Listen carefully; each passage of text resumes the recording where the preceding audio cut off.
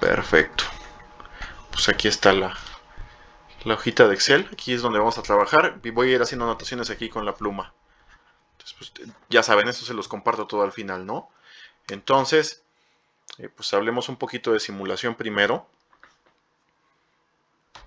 La idea detrás de simulación es elegir una variable de interés que te permita calcular algo útil y, digamos, poder generar muchísimos escenarios de cómo, de qué valores podría tomar esa variable de interés para poder hacer el cálculo de esa cosa útil que te interesa, ¿no? Entonces, para concretar esto, pues vamos a imaginar un ejemplo súper sencillo de un bono cupón cero, ¿no? Entonces, imaginemos que tenemos un bono cupón cero.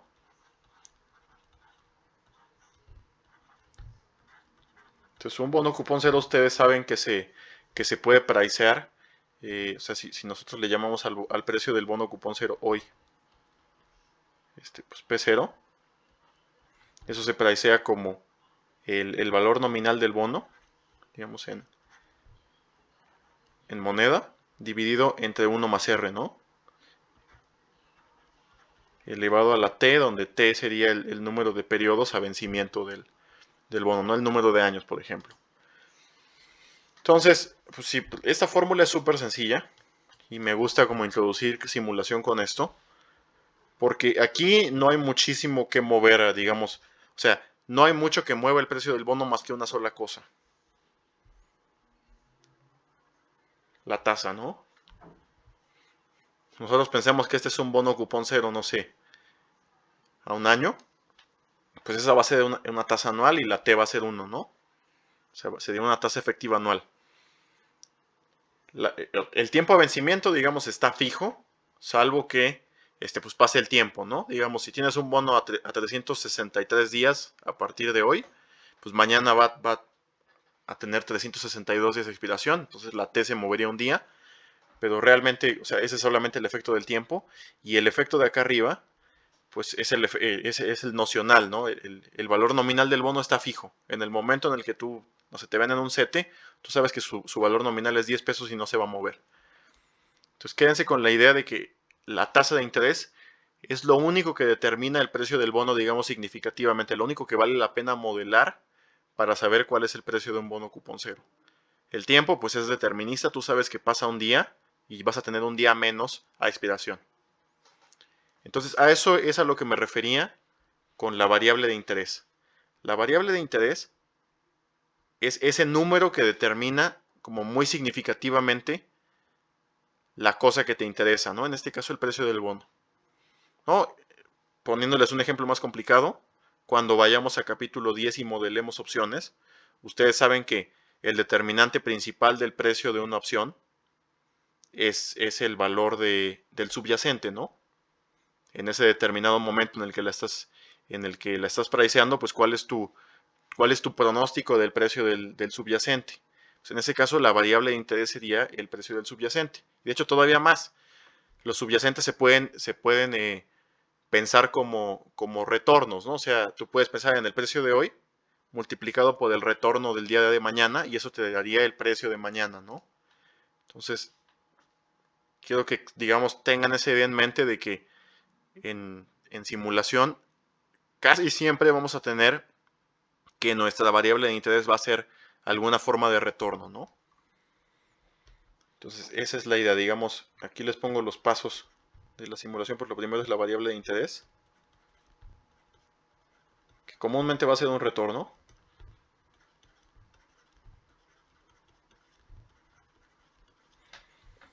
Entonces, ¿qué tiene de importante esta variable de interés? Pues que es estocástica, ¿no? Es un número, es una variable aleatoria. Y como tal, pues ustedes saben que toda variable aleatoria tiene alguna función de probabilidad, ¿no? Alguna distribución de probabilidad. Entonces, la idea de simulación es decir, ok, a ver, mañana podría pasar infinidad de cosas, ¿no? La tasa spot que determina el precio de mi bono cupón cero podría subir tantos basis o bajar tantos basis, no importa, y ustedes podrían, digamos, con un poquito de ayuda de algún analista, pues armar la distribución probable de probabilidad de los retornos, o en este caso, bueno, de las tasas spot con las que van a descontar el precio del bono cupón cero, ¿no? Entonces, pues imagínense que aquí dibujamos la normal. Imaginen que ustedes, digo, esto es nada más por simplicidad, pero imaginen que tenemos una normal que tiene una media por acá. Bueno, imaginen que tiene media positiva la normal, aquí tiene su media mu, que es el centro, digamos, es el retorno, es la esperanza del retorno de la tasa de descuento con la que van a descontar el bono. Y pues por ahí tendrían una desviación estándar también, ¿no? Entonces, pues con estos dos parámetros ustedes dirían, ok, sé que mis retornos son normales, entonces siguen esta forma, siguen esa, digamos, norma de distribución, esa regla. Sé que el retorno medio o la tasa spot media con la que voy a descontar es esta y la desviación estándar alrededor de esa media es esta. Con esas tres cosas ustedes pueden determinar probablemente cómo se distribuya el retorno del bono, ¿no? Entonces, la parte número uno que el libro no explica mucho es esta, que es que tienes que decidir qué variable vas a modelar y tienes que encontrar una distribución de probabilidad que la represente de manera razonablemente buena. Ese, digamos, es el paso número uno. Y el siguiente paso, pues es simular, ¿no? Simular comúnmente es generar números aleatorios. O sea, si quieren como una definición así muy informal, pues sería generar números aleatorios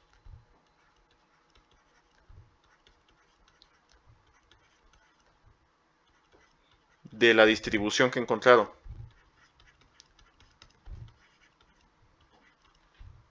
O sea, con esta distribución que he encontrado me refiero a la distribución del paso 1, que es la de la variable de interés.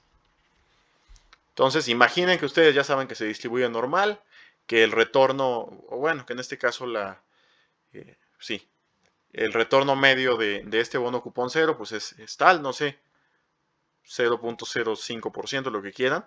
La desviación estándar está medida en tanto porcentaje de dispersión de retornos. Entonces ya tienen esa distribución. Y lo siguiente que tendrían que hacer pues sería generar randoms, ¿no? Entonces, ¿a qué me refiero con esto? Pues que van a generar números que provengan de esa distribución para simular cómo va a ser el futuro, para poder generar un montón de escenarios de qué podría pasar. Es el paso 2, ahorita lo concretamos todo en el ejemplo. Y el paso 3 sería pues en este caso como muy particular del bono y en general en esta materia como lo más común es sacar el precio de algo, ¿no? Entonces es obtener el precio.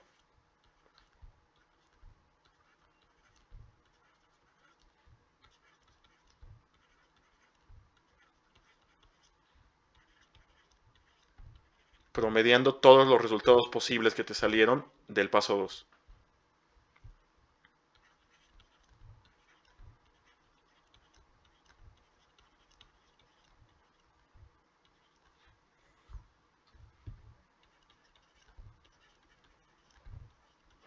Le voy a poner aquí resultados posibles simulados, ¿no? Que son los del paso 2. Entonces, pues esta es la receta de cocina en términos muy generales. Primero, decidir qué variable vas a modelar. Segundo, encontrar con qué distribución la modelas y qué parámetros tiene.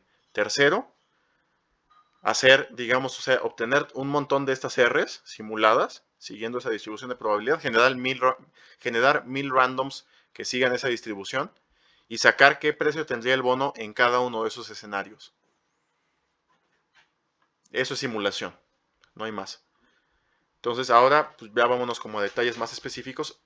En el libro se ven dos tipos de simulación, ¿no? Digamos, dos técnicas o dos métodos de simulación.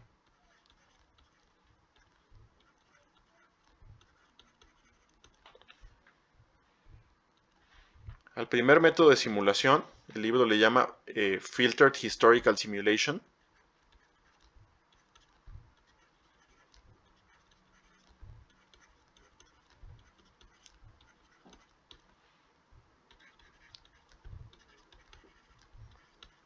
Pues lo van a ver abreviado como FHS. Ahorita les explico qué es esta cosa. Y la segunda, que es como el método más poderoso, el que más se ocupa en un montón de materias, pues es el método Monte Carlo de simulación.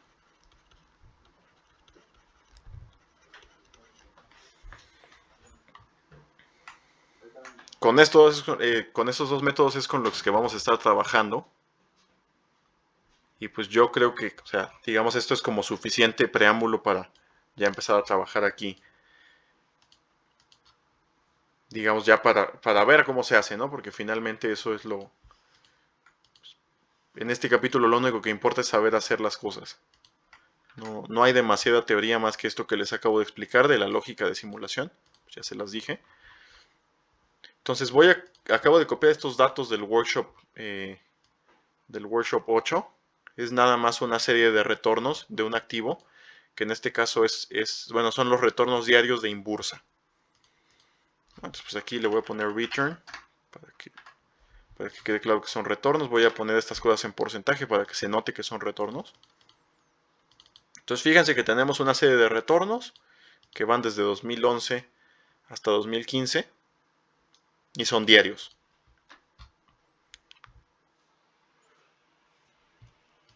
Ok. Entonces, pues, digamos aquí lo importante de entender es que podemos seguir dos métodos de simulación. El primero que les digo se llama Filtered Historical Simulation. Y la palabra clave aquí es historical, porque está usando datos pasados. Recuerdan que les decía que hay dos formas de calcular el VAR, una analítica y una empírica. Pues este método número 1, digamos, cae en la categoría de métodos empíricos. ¿Por qué? Porque vas a tomar datos pasados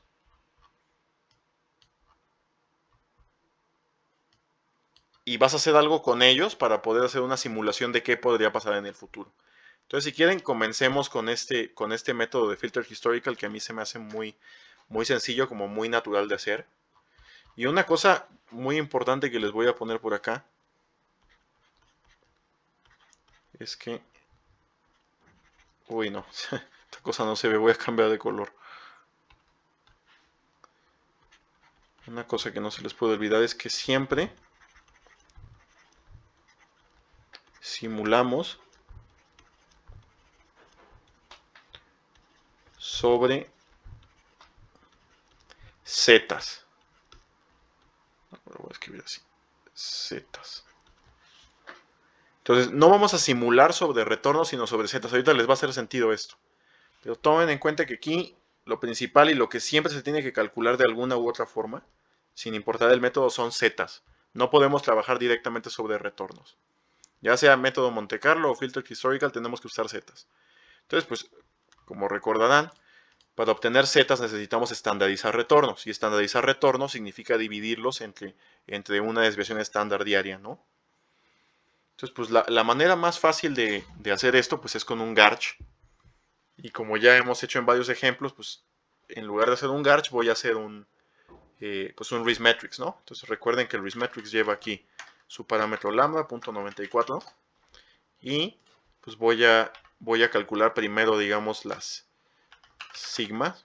Le voy a poner aquí sigma Riskmetrics. Bueno, sería sigma cuadrada, ¿no? Porque el Riskmetrics te da varianzas. Entonces vamos a obtener las varianzas con Riskmetrics. Recuerden que para hacer un Riskmetrics necesitan una varianza inicial.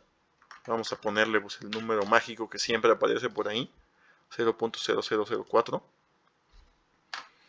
Y vamos a hacer el Riskmetrics. Entonces, pues recuerden que este método ocupa la lambda, que va a multiplicar a la varianza de ayer y va a sumarle 1 menos lambda, también fija, multiplicada por el retorno de ayer al cuadrado. Esa es la forma de Riskmetrics, que es, pues, como ya bien saben, es un Garch sencillo, ¿no? Esto es para simplificar los cálculos. Entonces corro esta cosa.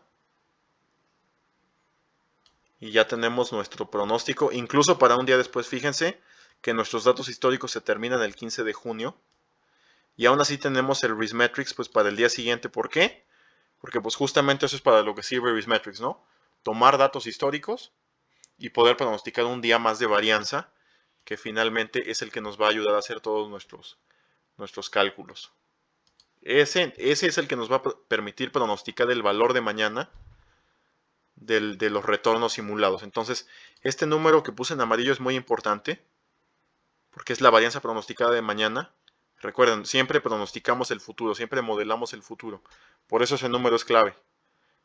Porque lo que vamos a terminar haciendo en este ejemplito va a ser simular el precio del bono pues mañana, ¿no? O sea, imaginemos que estos son retornos diarios o digamos las tasas. Sí, pensemos en retornos diarios como de un bono.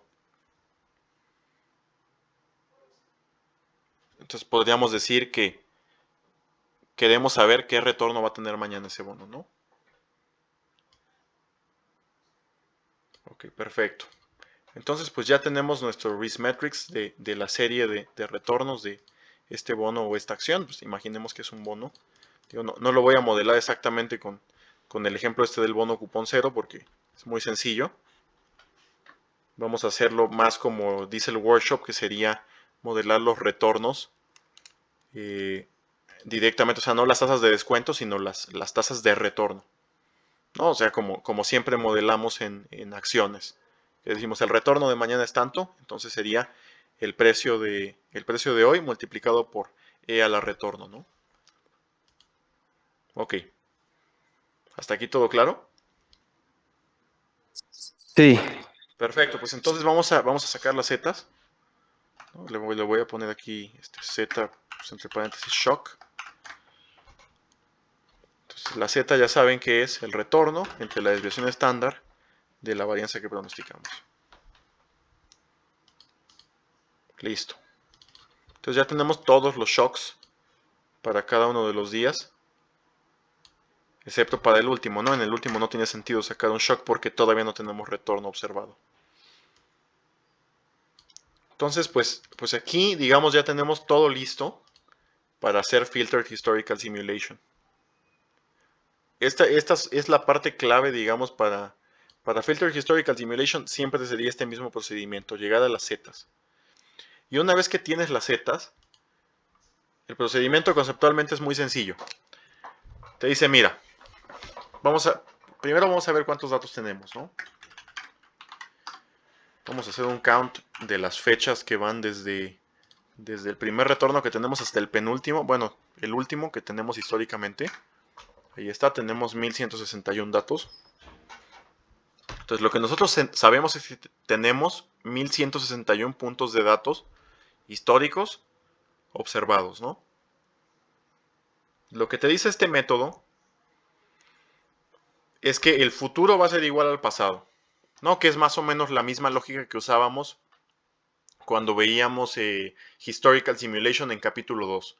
¿Se acuerdan que uno de los supuestos clave de Historical Simulation es que la distribución pasada de retornos es representativa de la distribución futura de retornos? Es decir, que tú puedes modelar el futuro con el pasado. Esa era la lógica de Historical Simulation en capítulo 2. Va a seguir siendo la misma lógica aquí. Vamos a asumir que estos 1161 retornos pasados, si quieren lo vemos pues como gráficamente para que entiendan de qué les estoy hablando. Voy a intentar hacer un histograma.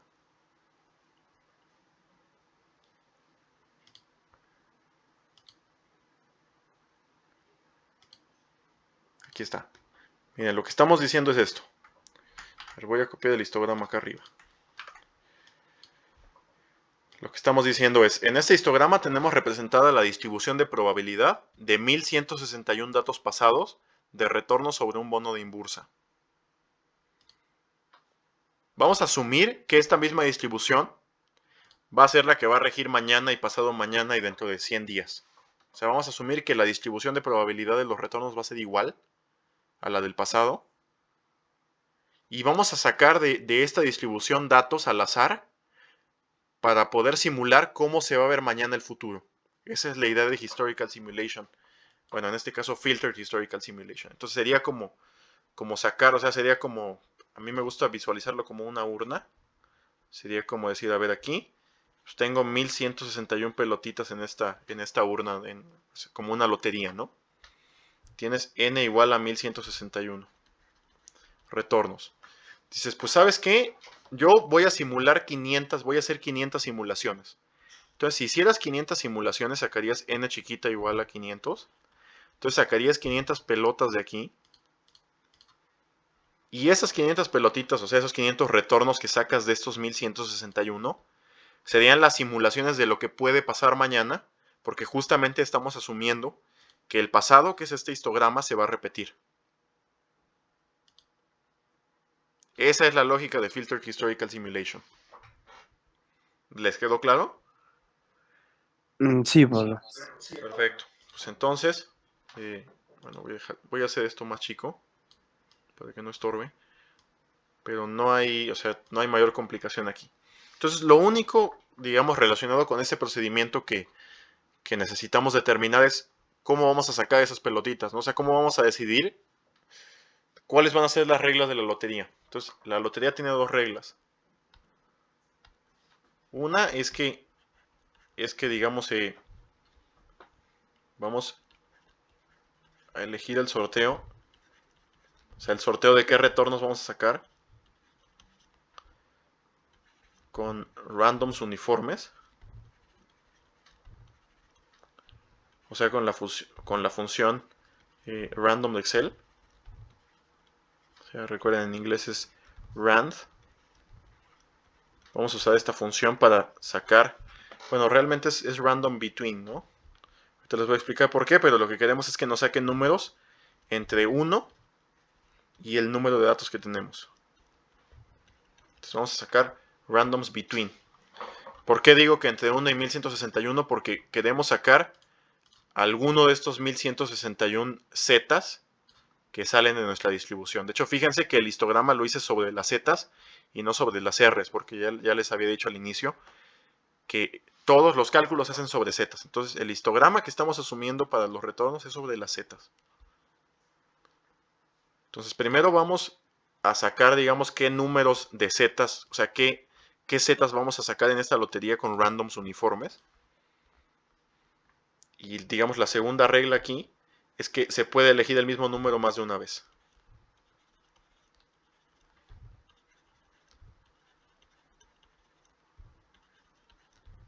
O sea, ¿qué me refiero con esto? Que si les saliera, por ejemplo, que hay que elegir esta Z y vuelven a hacer, no sé, hacen 50 simulaciones más y luego hacen la 51 y les vuelve a salir que hay que elegir este, lo vuelven a elegir. O sea, no es como una lotería en la que vas sacando pelotitas y ya no puedes seguir o sea, ya no podrías, digamos, volver a elegir una pelota que sacaste, sino que la idea aquí es que tienes que hacer selección con reemplazo. O sea, regresas el número digamos, a la urna y vuelves a sacarlo. Se puede elegir el mismo dato dos veces. Entonces, pues, estas son las dos reglas de cómo vamos a sacar los números en la lotería. Y pues como ya se imaginarán, pues hay que poner qué número va a corresponder a cada una de estas observaciones. O sea, el truco aquí es el siguiente. A cada observación le vamos a poner un índice. Entonces voy a empezar aquí. Bueno, voy a cambiar el formato de estas cosas. Entonces, a la primera observación, que es la más antigua, le pongo el número 1. A la siguiente le voy a poner el número 2. Y así hasta la última observación, que sería la 1161, ¿no? Entonces, digamos, a cada observación la identificamos con un número. Y digamos, todo el trabajo en esta hoja ya está terminado, porque estos son los datos históricos y aquí nada más acomodé todo para poder simular, ¿no? Lo que voy a hacer en la siguiente hoja ya va a ser la simulación. Entonces le voy a poner aquí sim FHS, o sea, para referirme a simulación de Filtered Historical Simulation. Entonces, pues recuerden que tenemos 1161 datos. Vamos a imaginar que de estos 1161 queremos hacer una simulación de 500. Entonces le voy a poner aquí, digamos, número de simulaciones. Number of simulations, le voy a poner 500. Entonces vamos a sacar 500 de estos datos al azar y los vamos a verter acá. Entonces, pues aquí vamos a poner las zetas simuladas y aquí vamos a poner digamos, el random selector, que es es lo que les digo de que vamos a hacer una función de Excel que nos va a decir qué numerito sacar 500 veces, ¿no? Y aquí voy a poner un índice también que nada más va a ser para ayudarme a contar cuántas columnas tengo que hacer. Si quiero 500 simulaciones, pues tendría que generar aquí una lista de 500 números, ¿no? Entonces lo que voy a hacer es llenar esto con una serie.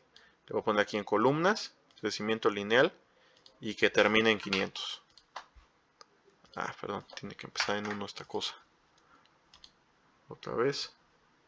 Series, columna, 500. Y ahí está. Entonces, llené 500 números aquí. No significan nada, solamente me van a ayudar a saber cuántos números generar, ¿no? Para no pasarme. Lo siguiente es generar randoms between. Entonces le voy a poner aquí rand between. Y recuerden que les dije que era entre 1 y 1161, que es el número de datos. Entonces lo que le estoy diciendo a Excel es, genérame un número que esté entre 1 y 1161, o sea, un número entero. Ahí está. Entonces, para que entiendan la lógica de esto muy bien, fíjense que salió el número 711. Entonces, conceptualmente, ¿qué significa esto? Significa que en la lista de números de aquí, yo me iría al número 711, o sea, al índice 711, que corresponde a esta fecha, y sacaría la Z, que es esta. Y esa Z la escribiría aquí. O sea, esa Z va aquí. ¿Sí queda claro esto? Sí. Perfecto. De hecho, vean que cada vez que muevo algo en Excel, o sea, si aplasto F9, me saldría otro random, ¿no? Entonces, pues esa es la idea de simulación. No sabes qué va a ocurrir mañana, pero sí sabes que como estás asumiendo que la distribución de mañana va a ser igual a la de hoy, los números que vas a sacar de aquí son representativos de lo que va a pasar en el futuro.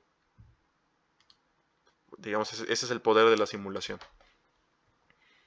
Entonces, para obtener la Z simulada vamos a hacer un XLOOKUP. Bueno, voy a generar todos los randoms primero, ¿no? Entonces tenemos aquí un montón de randoms. Fíjense que se pueden repetir. O sea, no hay ninguna regla que nos diga que el 1151 no puede salir varias veces. Eso es lo que les decía de que hay una regla, digamos, la regla de simulación, la número 2 que escribí, es que un número puede salir más de una vez, ¿no? Se puede elegir el mismo dato 2 veces o más. Entonces ahora sí vamos a hacer el XLOOKUP. ¿Qué valor vamos a buscar? Este, ¿no?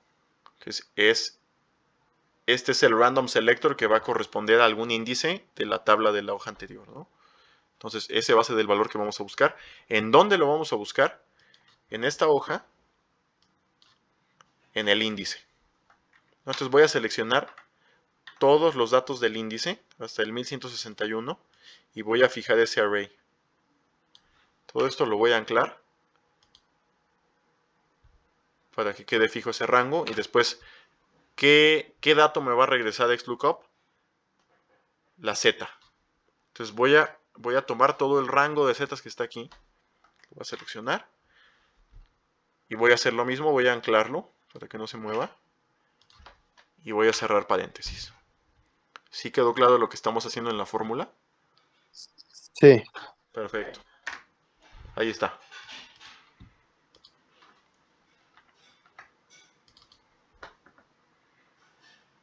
No, y pues vale la pena ver que sí hayamos hecho las cosas bien, ¿no? Cuando menos un dato. Fíjense, el número 276 corresponde a punto 259. Entonces vamos al dato 276. Nos tiene que haber una Z ahí de punto 259, ¿no? Entonces al parecer nuestra fórmula corrió bien. Entonces hasta aquí, lo único que hicimos fue una lotería de 500 boletitos en donde estamos seleccionando alguno de los 1161 datos que salieron históricamente de nuestra lista de retornos. Y esos los vamos a poner aquí.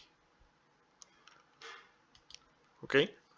Entonces, para que entendamos muy bien qué está pasando aquí, estamos extrayendo las zetas posibles que podrían pasar el día de mañana. O sea, estas zetas, es más, lo voy a poner aquí para que quede muy claro, son las zetas que corresponden al último día, o mejor dicho, al día siguiente que tenemos en los datos, ¿no? Entonces, estas son zetas que vamos a utilizar para el día 16 de junio de 2015.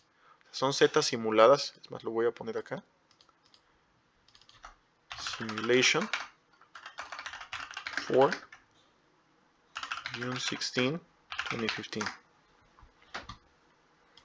Para que no pierdan, digamos, contexto de para cuándo estamos haciendo las simulaciones, para el 16 de junio de 2015. ¿Por qué? Porque a partir de aquí es el futuro. Ok, sí. Súper. Entonces, pues ahora ustedes dirán, ok, ya tengo zetas, pero eso todavía no me sirve. O sea, yo lo que quiero saber es qué retorno posible, o sea, qué retorno podría tener mi bono el día de mañana. Entonces ya tengo las zetas posibles que digamos son las generadoras de incertidumbre de ese retorno, pero todavía no dice aquí retorno, dice z. ¿Cómo lo volvemos retorno? Estos son return sim. Hay que multiplicarlo por la varianza, ¿no? Que recuerden que retorno es igual a, sí, a z por sigma. Entonces esa varianza va a salir, y por eso les dije que le pusieran atención a este numerito. Como esta es la varianza pronosticada para el 16 de junio de 2015, esta varianza va a ser la que le va a aplicar a toda la simulación para el siguiente día. Entonces, ¿a qué me refiero con esto? Es más, si quieren, para que quede muy claro, voy a hacer otra columna aquí. Voy a poner aquí Riskmetrics bar. Entonces aquí voy a copiar esta celda de acá, la voy a anclar. Y este mismo numerito va a aplicar para todas las simulaciones, para las 500 simulaciones. Entonces, son 500 simulaciones para el día 16 de junio de 2015 y todas están basadas en la misma varianza. ¿Por qué? Porque la varianza que pronosticamos para ese día es esta. Entonces, esta varianza va a ser esta sigma. Esta celda es esa sigma que vamos a multiplicar por cada z para obtener el retorno. Entonces, pues, ¿cómo hacemos ese procedimiento? Pues muy sencillo, tomamos la z y la multiplicamos por la raíz cuadrada de la varianza pronosticada del 16 de junio de 2015. Ahí está. Entonces, en esta columna, todo lo que vamos a obtener son retornos. Y esos retornos ya, o sea, finalmente son lo que nos va a ayudar a hacer nuestros cálculos para lo que sea que necesitemos hacer. Porque estos son retornos simulados.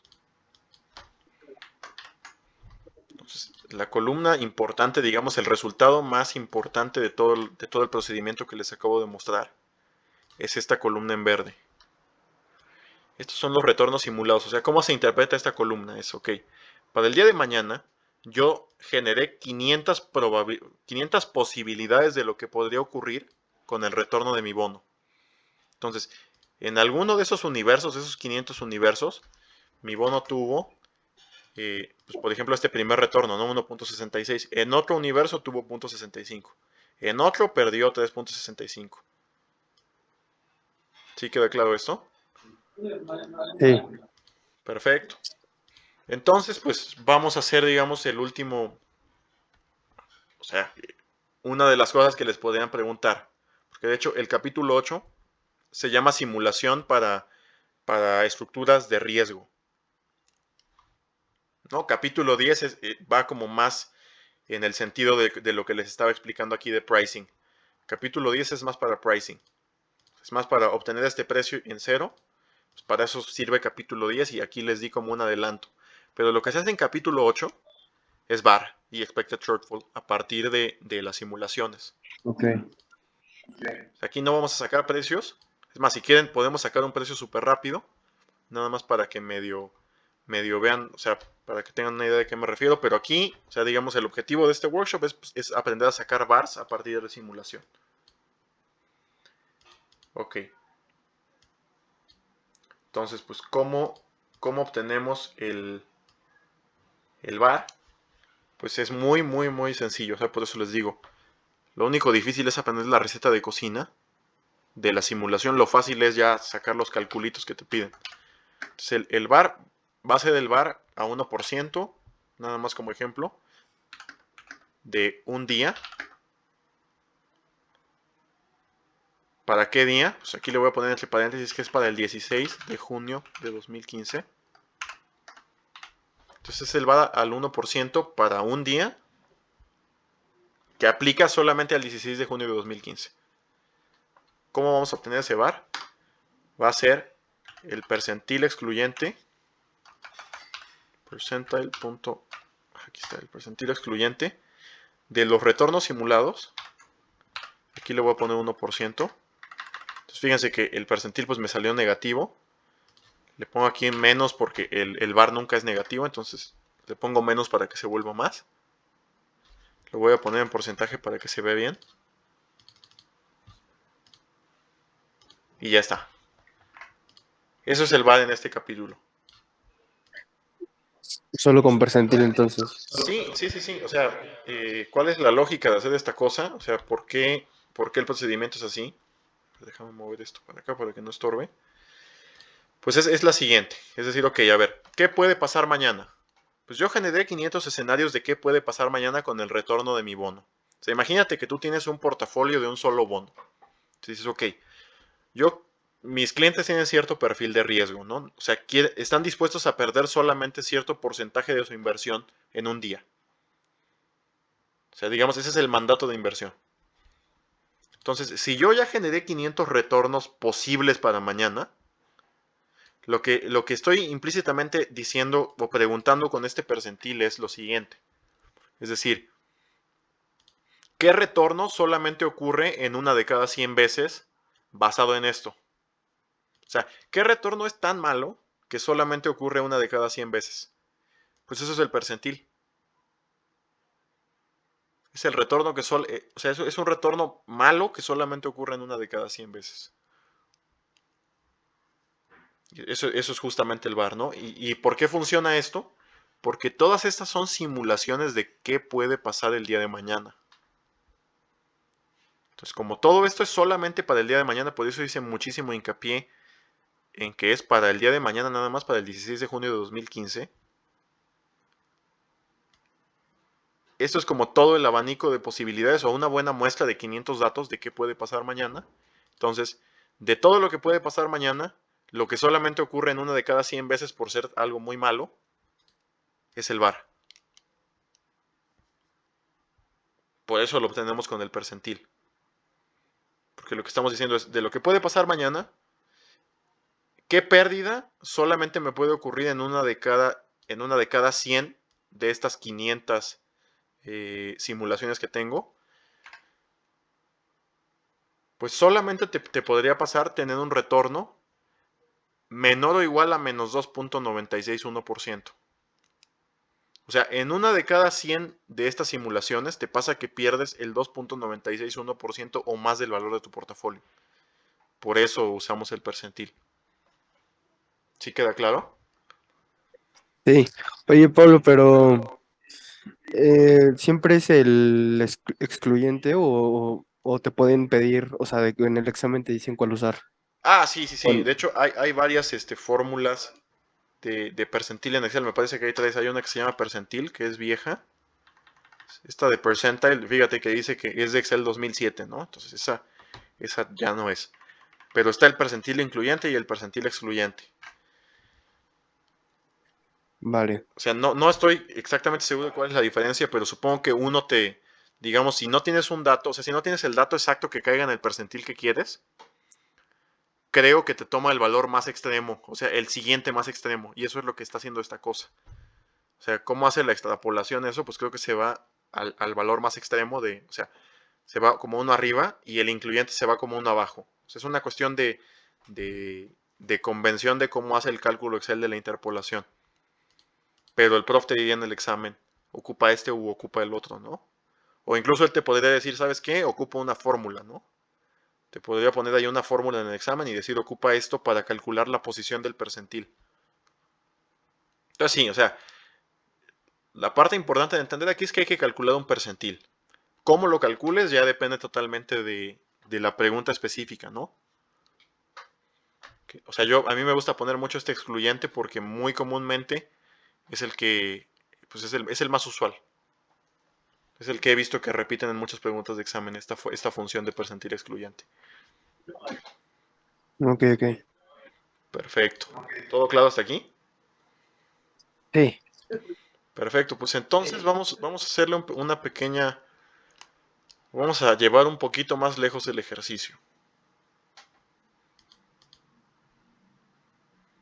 Fíjense que yo les acabo de decir que hice la simulación para el 16 de junio de 2015, ¿no? Y ustedes ya podrían estar contentos con esto, ¿no? O sea, ustedes podrían decir, pues ya el día de mañana ya lo tengo simulado, ya tengo el perfil de riesgo para mañana. Pero ¿qué pasa si les dijera, oye, también quiero el de dentro o sea, el de dentro de 2 días, ¿no? O sea, el del 17 de junio. Entonces, les voy a enseñar cómo hacerlo también. Porque pues esto es muy común en el examen que te pidan hacer simulaciones para más de un día. Entonces, ¿cómo lo vamos a hacer? Pues o sea, esto mismo que hicimos aquí, estas mismas 4 columnas, la de Random Selector, la Z simulada, la varianza del Risk Matrix y el retorno simulado, lo vamos a replicar acá. Vamos a hacer exactamente lo mismo, otra vez. Entonces, eso mismito, lo voy a volver a copiar aquí, o sea, esas mismas columnas. Claro, sin datos porque vamos a hacer cálculos diferentes. Pero arriba de esto voy a poner otro día. Voy a poner simulation for June. Entonces ya no es el 16, es el 17 porque les digo que vamos a avanzar un día. Entonces va a ser la simulación para el 17 de junio de 2015. ¿Cómo lo vamos a hacer? Idéntico a esto. Vamos a sacar otro random entre 1 y 1161. Vamos a volver a correr la misma fórmula para que nos dé 500 randoms o sea, con esos parámetros. Y después vamos a simular zetas usando la misma fórmula que usamos hace rato. Por eso fijamos todo, ¿no? Para que aplique aquí también, ¿no? Entonces, Oye, nada más Paul, voy pero a. ya no sería entre 1162. ¿No se usas el último día? No, no, no, no. Esa es una muy buena pregunta. Fíjate que nuestra base, digamos, nuestra base de datos de lo que nosotros consideramos historia, se acaba aquí. Se acaba el 15 de junio. A partir del 16 de junio ya no es historia, es simulación. Es futuro. Entonces, digamos como que no es un método apropiado simular sobre simulaciones. Simula sobre la historia. Entonces, el número de datos que tenemos histórico lo vamos a mantener fijo. No. Solamente van a ser 1161 porque son los que hemos observado. Este no lo hemos observado. Porque fíjate, el procedimiento para sacar la simulación de este fue generar 500 posibilidades para mañana y ver cuánto valía en cada una, ¿no? Pero esto no ha pasado, o sea, esa es como la parte clave de la simulación. Esto no ha ocurrido, esto no existe en la vida real. Esto es nada más una imaginación que tenemos de qué puede pasar mañana para ayudarnos a hacer cálculos. Entonces, no sería correcto tomar un dato que no existe, en el sentido como propio de existir, o sea, de que haya ocurrido ya, sino que vamos a estar trabajando sobre los datos que sí ocurrieron. ¿Sí No, queda ok. clara la explicación? Sí, sí, sí. Sí, perfecto. Entonces, pues voy a aplicar la misma fórmula sobre los 1161 datos históricos que tenemos. Eso no cambia. Y voy a hacer el mismo XLOOKUP que utilizamos acá. Entonces, esta cosa es repetir este procedimiento y volverlo a hacer. Nada más que fíjense en que estos randoms de aquí son diferentes de estos randoms de acá, ¿no? Porque esto es otro día. Esto es como volver a tirar los dados, volver a hacer otra lotería y sacar otros números. Entonces, noten aquí que vamos bastante bien, ¿no? O sea, en el sentido de que esto se ve como muy natural de replicar. Es hacer lo mismo para el siguiente día nada más, que aquí con Riskmetrics va a haber una pequeña diferencia. ¿Se acuerdan que este Riskmetrics salió del último día del modelo Riskmetrics que corrimos de acá? Este Sí, Riskmetrics sale de los datos históricos del 15 de junio, ¿no? Pues fíjense, ahí les va. Para todos los días que son después del primero, vamos a tener que hacer un Rismetrix que vaya jalando los datos de los días anteriores. ¿A qué me refiero con esto? Si quieren, vuelvo a copiar la lambda. O sea, voy a copiar esta misma lambda que tenemos aquí, nada más para tenerla acá disponible fácil.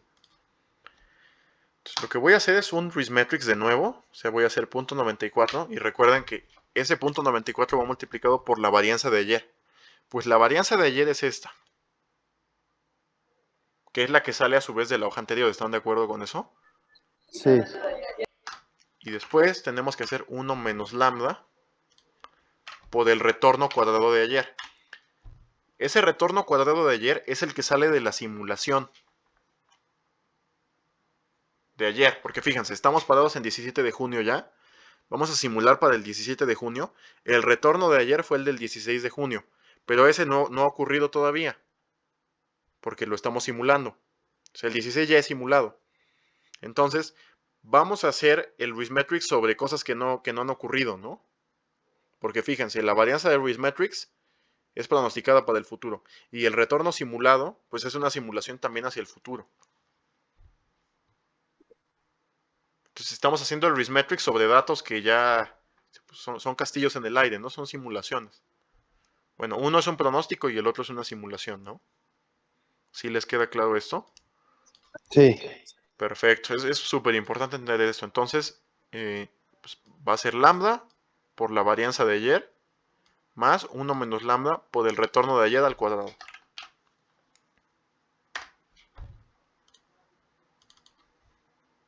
Y ya está. No, entonces ya tenemos nuestras varianzas de Rismetrix. Déjenme ver si corrió bien esto, yo creo que sí. Sí, lo que pasa es que están todas o sea, todas se parecen de cierta manera. Yo creo que por la escala, ¿no? Porque o sea, si abres esto, claro, ya cambian. Ahí está. Entonces, estas varianzas son, digamos, Rismetrics que está sacando para cada simulación. O sea, una cosa que es muy útil aquí para visualizar esto es que lo piensen de la siguiente manera. Piensen en cada uno de estos index. O sea, piensen en, por ejemplo, estás en una línea horizontal aquí. A esta cosa amarilla llámenla una rama de simulación. El libro le llama a estas cosas simulation branches. Entonces, ¿a qué me estoy refiriendo con esto? A que ustedes es como si tiraran como una cadena de volados. Es como si dijeran, a ver, voy a simular primero un día, el 16 de junio. Entonces voy a tirar un volado que va a ser esta Z. Esa Z me da una cosa que, claro, esto sale de un random, que a su vez sale de acá, ¿no? Pero la parte importante de entender es que esto sale de un random. Entonces es como tirar un volado, ver cuánto me sale y sobre eso sacar el retorno simulado, ¿no? Pero sobre esa, digamos, como sobre ese universo posible, voy a hacerlo para un día más. Entonces voy a volver a sacar un random, voy a volver a sacar una Z simulada y voy a generar ahora una varianza que corresponda a ese universo. O sea, piénsenlo como en términos de universos. Piensen que esta fila 1 es un universo en la que está ocurriendo todo esto. O sea, ocurre que en el día 1 haya este retorno y que en el día 2 haya esta varianza y que haya este retorno. Piensen cada uno de estos como un universo posible, donde mientras más días le van poniendo a eso, pues el universo, o sea, va aplicando, digamos, están simulando un universo de más días. A Ok. mí como que ese principio me ayuda mucho a tener en la cabeza como qué estoy haciendo. Entonces, piensen que esto es una posibilidad y le van construyendo a esa posibilidad días hacia el futuro. Entonces, pues vamos a simular el retorno que corresponde al 17 de junio, ¿no? Como lo hacemos igual que antes, vamos a tomar la z simulada y la vamos a multiplicar por la raíz cuadrada de la varianza de Rismetrix. Ahí está, esto también es un retorno. Entonces, corro esta cosa, la pongo toda en verde, la voy a poner en porcentaje, 2 decimales. ¿Sí lo ven? Sí. Entonces, a ver, ¿hasta aquí alguna duda? No. Ok, entonces ¿Sí? fíjense que... Ah, ok, no, me espero, No, díganme no, si no, tienen no, no, dudas. no, Pablo. Ok, perfecto. Entonces, aquí hay una cosa interesante que podemos hacer con esto. ¿Están de acuerdo que aquí estuvo muy fácil sacar el bar para para el 16 de junio? O sea, fue muy sencillo, nada más les dije saquen el percentil a todas las posibilidades que sacamos para el 16 de junio. ¿Qué pasaría si les pidieran una cosa de estas? Si les pidieran el bar al 1%, pero de 2 días, pues aquí lo voy a poner acumulado del 16 de junio al 17 de junio.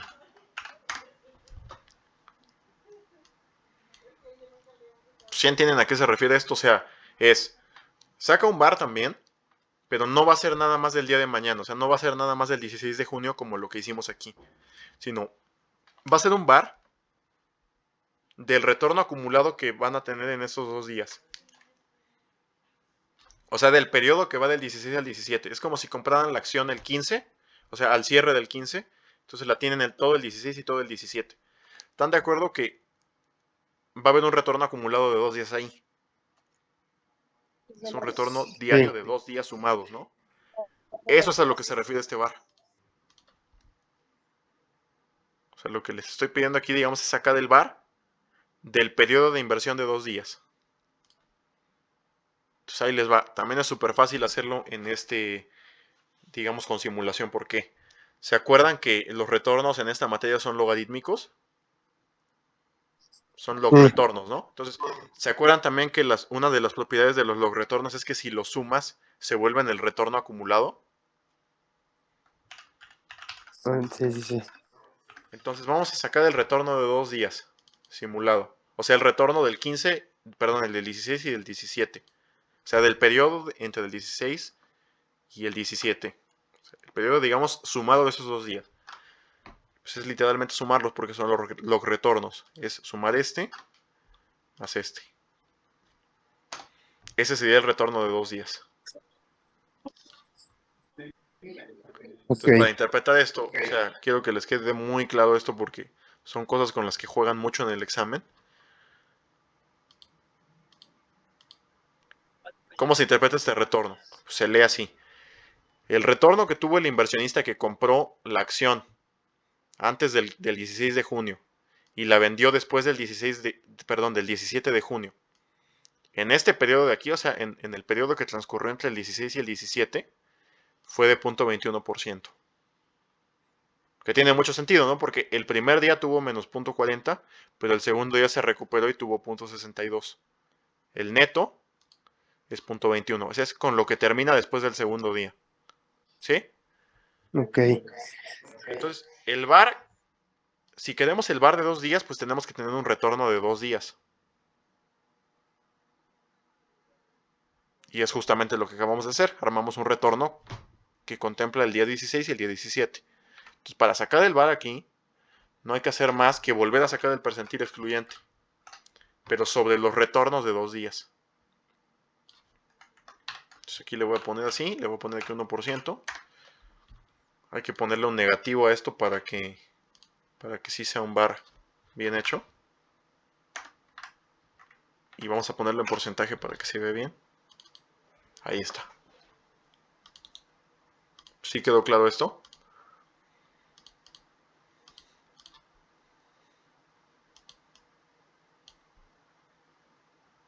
Bueno, pues entonces este es el principio, digamos, de qué cosas se pueden hacer con simulación en cuanto a bar. Si te piden un bar de 20 días, haces 20 días de retornos, los sumas todos y sacas el percentil de eso, ¿no? Ok, o sea, sería hacer 20 de esos. Ajá, sería hacer 20 días simulados. Es más, después van a ver, o sea, no se preocupen si no me entienden esto, pero imaginemos que el precio, o sea, vamos a salir un poquito del contexto de VAR ahorita, vamos a pensar en el ejemplo que les había puesto como de un bono cupón cero. Digo, yo sé que no es un bono cupón cero y que la tasa R que estamos simulando no es una tasa de descuento, sino es una tasa de retorno. Pero, o sea, piensen en este contexto de precios. Imaginemos que el precio del bono, vamos a ponerle bien las fechas. Price bond de Inbursa. Vamos a pensar que el día 15 de junio, o sea, fíjense, un día antes de empezar la simulación, que el 15 de junio del 2015, el precio del bono era $100. Entonces, ¿qué pasó? El día 16, en esta rama de simulación, o sea, en esta línea amarilla, pasó que el bono cayó 1.53% y luego cayó otra vez, no, perdón, subió 0.82%, ¿no? Entonces, fíjense, ¿cuál sería el precio del bono el 16 de junio de 2015?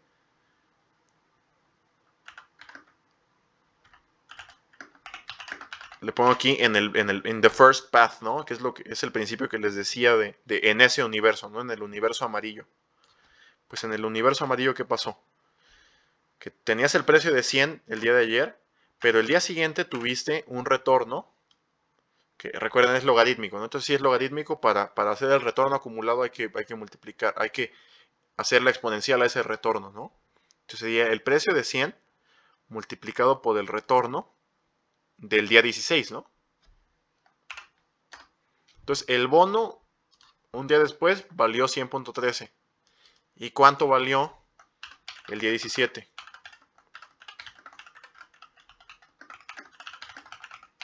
Igual en el first path, ¿no? O sea, en el path amarillo que puse. Pues ahí sería el precio del 16 multiplicado otra vez por la exponencial del retorno del 17 simulado, ¿sí lo ven?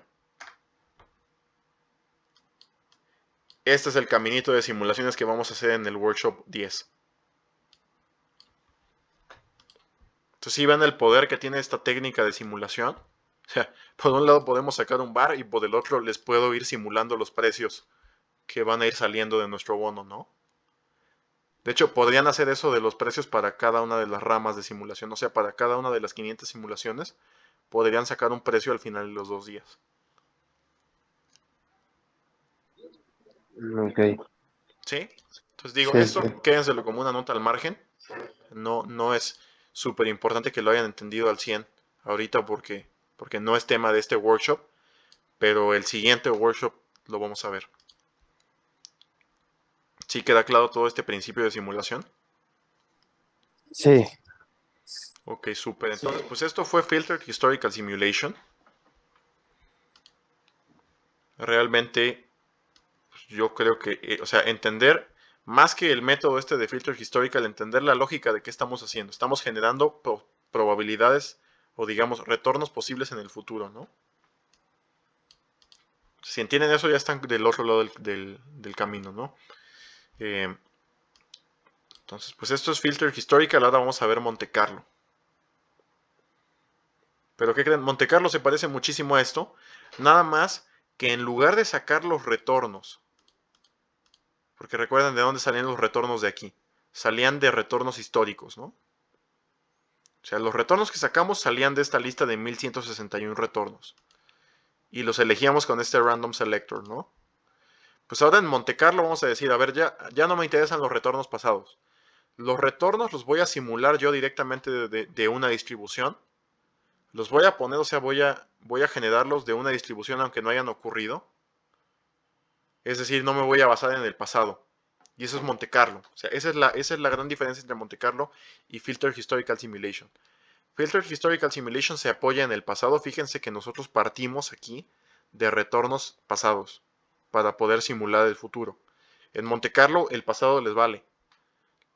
Lo único que les interesa es tener esta distribución de cómo son los retornos en cuanto a probabilidad. Sabiendo esta distribución, en Excel van a generar números aleatorios que van a seguir esa distribución y con esos números aleatorios van a generar posibles retornos simulados. Pero el template de cómo hacer esto va a ser exactamente, perdón, el de cómo hacer las simulaciones es este mismo template. O sea, si yo agarrara esta hoja y la copiara, yo podría hacer Monte Carlo sobre eso. Y de hecho eso es lo que vamos a hacer. Voy a Ok. duplicar esta hoja Y vamos a hacer Monte Carlo sobre esto para que vean, digamos, las similitudes y las diferencias, ¿no? Entonces aquí voy a ponerle en lugar de sim FHS, le voy a poner sim MC de Monte Carlo. Y vamos a hacer el mismo ejercicio, vamos a simular 2 días. Vamos a hacer lo mismo de Riskmetrics, sacar retornos simulados. Pero pues ya no lo vamos a hacer con random selectors, ¿no? Porque recuerden, ya no vamos a hacer el pasado.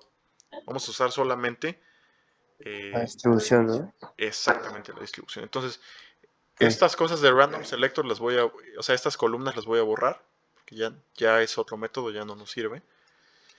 Y en las zetas simuladas voy a borrar la fórmula que teníamos del XLOOKUP. ¿Sí? Ok. Entonces, todo lo demás está igual. La única diferencia es que quité, o sea, digamos, vamos a hacer las zetas de otra manera, ¿no? Entonces, fíjense. Vamos a asumir, esto es Monte Carlo. Vamos a asumir que los retornos son normalmente distribuidos. Este es el supuesto clave. Los retornos siguen la distribución normal. Eso es todo lo que necesitas para Monte Carlo. O sea, alguien llega y te dice, oye, ¿cómo vamos a simular esto? Tú asume que son normales. Si asumes que son normales, entonces vamos a tener que generar zetas normales. Y ahí les va cómo se hace esto. Vamos a tomar la normal estándar inversa. Y esa normal estándar inversa la vamos a evaluar en un random.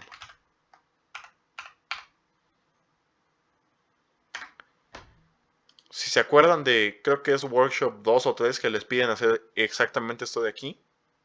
Que te dicen, mete un random en una función inversa de probabilidad. Hacer esto es lo mismo que generar números normal estándar. O sea, es más, se los escribo por aquí para que no se les olvide. O sea, hacer norm.s.imb de un random. Esto de acá is a standard normal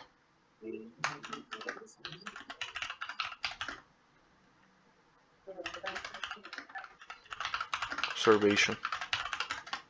Ok. Entonces ahí les va otro ejemplo. Digo, no, esto seguramente no va a venir en el examen, pero para que entiendan lo que les estoy diciendo. Si yo hago, ahora en lugar de la normal estándar inversa, hago la t inversa de un random. Y imagínense que la t le voy a poner que tiene 5 grados de libertad. O sea, esto es un invento nada más. Este número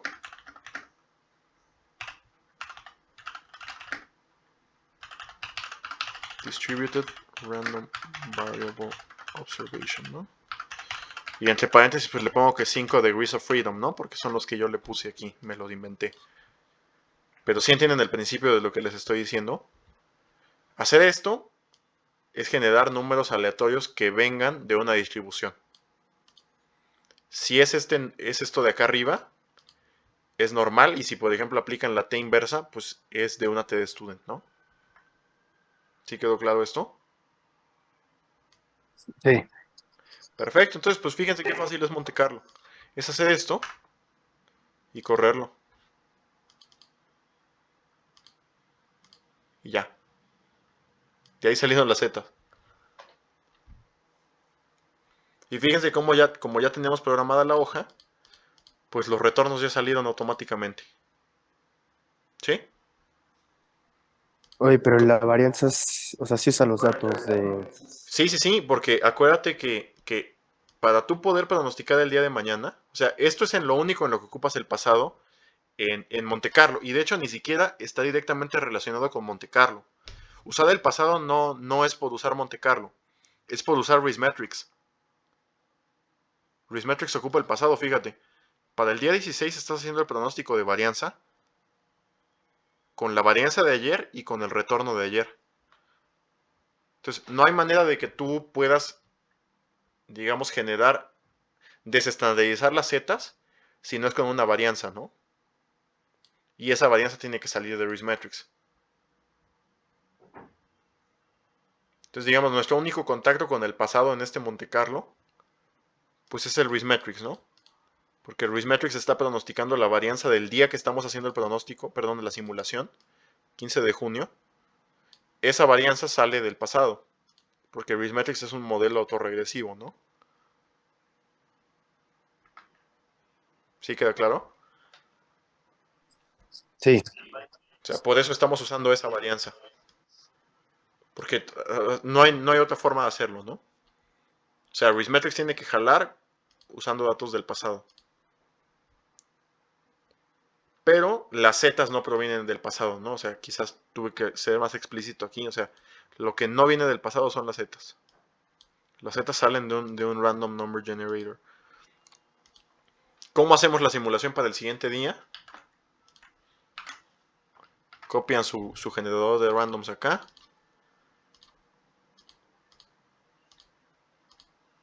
Y listo. ¿Sí? vale, sí. Esto es Monte Carlo.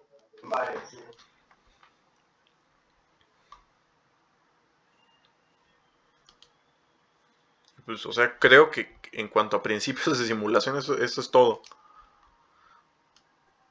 Ahora, pues lo Pues, importante va a ser verlo aplicado ya como en cosas un poquito más difíciles en el workshop. Pero quería que les quedara bien claro el principio de simulación, porque si entienden bien estas dos cosas, estos dos ejemplos, van a entender cualquier cosa que les pongan. Cuando menos, digamos, los basics ya los tienen. Entonces aquí me detengo. ¿Sí les quedó súper claro todo?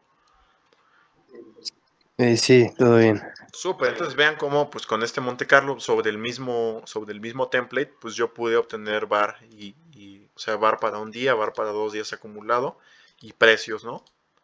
Que digo, en el caso de este workshop, lo único que nos interesan son los bars. Oye, ¿y expected shortfall? El expected shortfall en esta cosa no lo piden, pero ¿cómo lo sacarían? Sería la esperanza condicional. O sea, esa es una muy buena pregunta, ¿eh? Vamos a sacar el expected shortfall. Vamos a sacar el expected shortfall al 1% de un día para el 16 de junio, ¿no? Entonces, ¿se acuerdan de la definición de expected shortfall? Que es el promedio de los retornos que están abajo del, Del bar. del bar. Pues justamente es eso, ¿no? Es, digamos, sacar eh, el promedio condicional de los retornos que están abajo que lo que les dio el bar, ¿no? Entonces vamos a usar como referencia este bar. Este bar va a ser nuestra referencia para sacar el expected shortfall, ¿no? Yo ahora me puse a pensar y no recuerdo exactamente cómo les piden sacar el bar en este capítulo. O sea, vamos a hacer un pequeño experimento. O sea, ¿a qué me refiero con esto? Fíjense que el percentil, para sacar este bar de aquí, que es el primer bar que hicimos, yo lo saqué simplemente aplicándole el percentil a la distribución de retornos, ¿no? O sea, estos de acá. Creo que el libro, como les pone que se tiene que calcular el bar, como también lo hace el profe en el,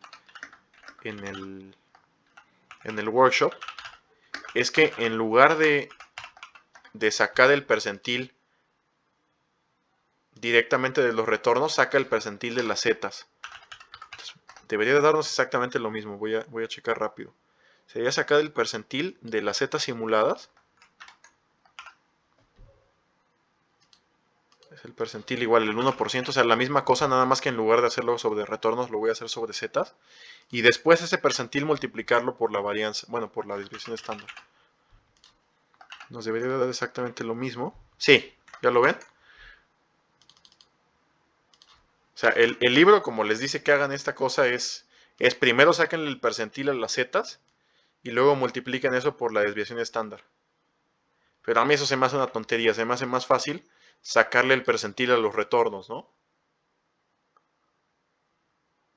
Entonces eso nada más Sí. para que lo tengan en mente por si alguna vez ven que les dicen, primero sácale el percentil a las zetas y luego multiplica la zeta por la desviación estándar, pues vean que les da lo mismo, ¿no? O sea, de hecho, intuitivamente tiene mucha lógica que da igual si sacas primero el percentil o si primero sacas el retorno y luego le sacas el percentil.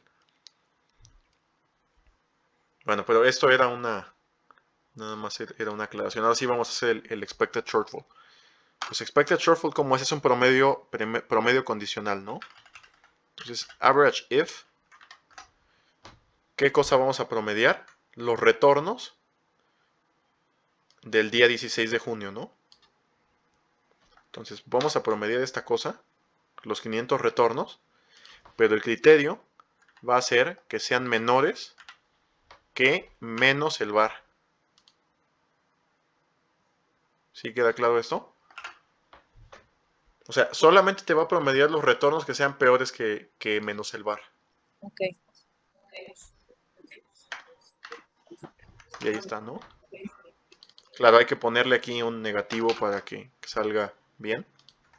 Pero pues, digamos, esos dos números que están en negritas están relacionados, ¿no? Uno es el var y el otro es el expected shortfall sobre las mismas condiciones, al 1% de un día para el mismo día. Por eso este promedio sí está referenciado a la celda roja, ¿no? Que es la del var de 1% de un día para el 16 de junio. ¿Sí queda claro? Entonces, así Sí. se saca el expected shortfall. Es nada más promediar los retornos que fueron peores que el var.